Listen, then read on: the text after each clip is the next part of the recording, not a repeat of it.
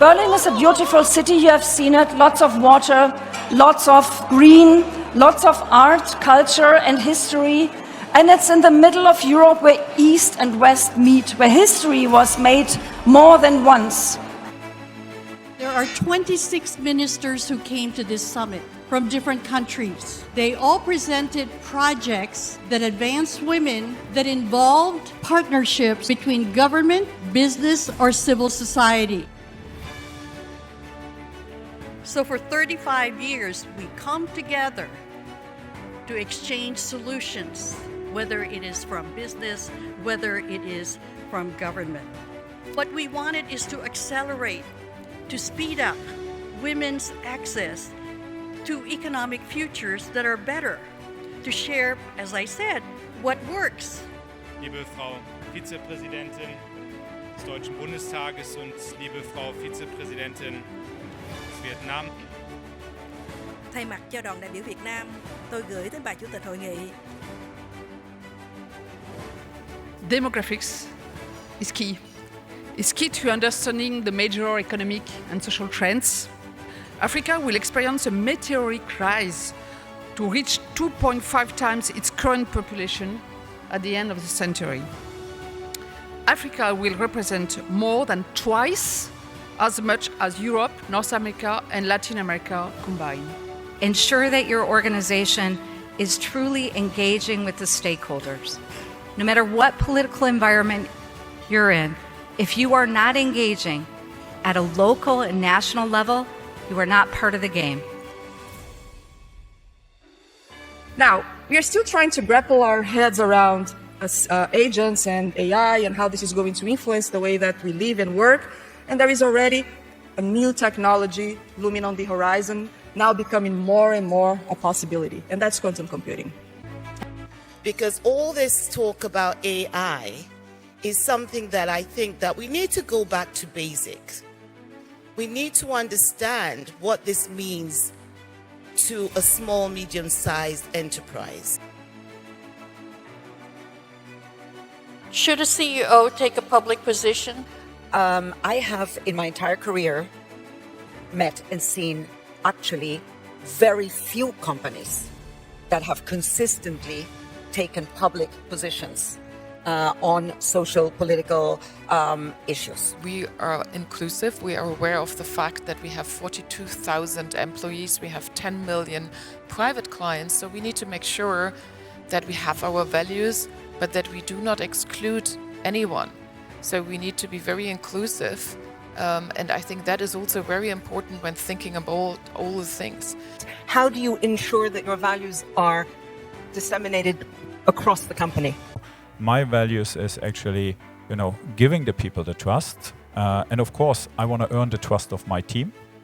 And at the same time, you need to have this purpose, because if you don't have that, I think nowadays, yes, as a CEO, you have an economic responsibility of the company, but you cannot motivate people anymore by just economic targets. You need to have a wider scope, and this is what we try to trigger in the team. The role model piece is the beginning of the story. But it's very difficult to be a role model.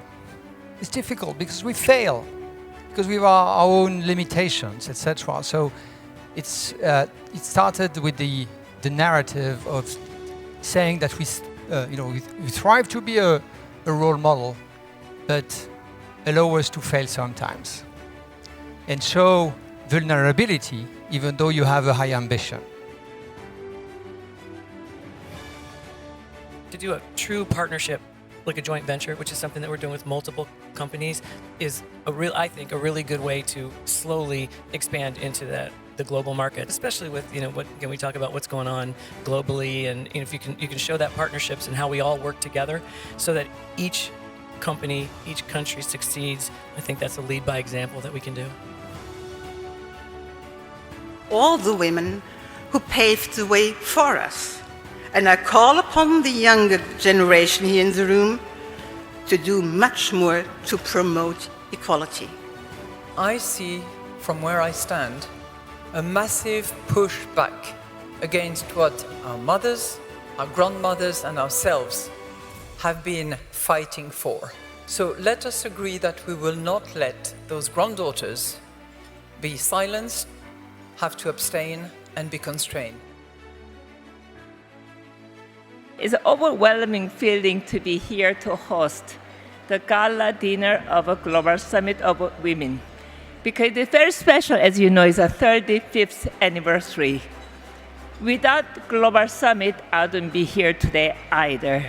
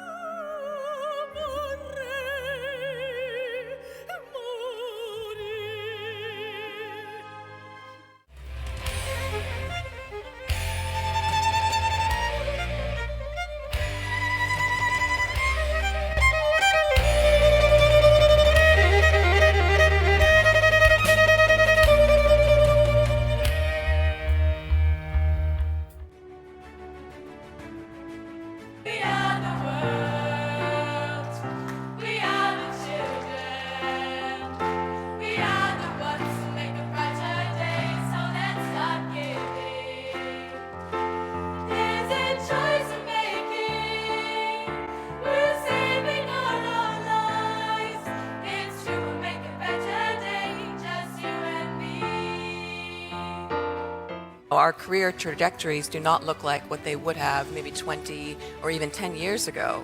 I think a lot of the times we feel like we have to be pigeonholed into this one thing or another. How can we get involved in other problems if we're not taking care of ourselves first?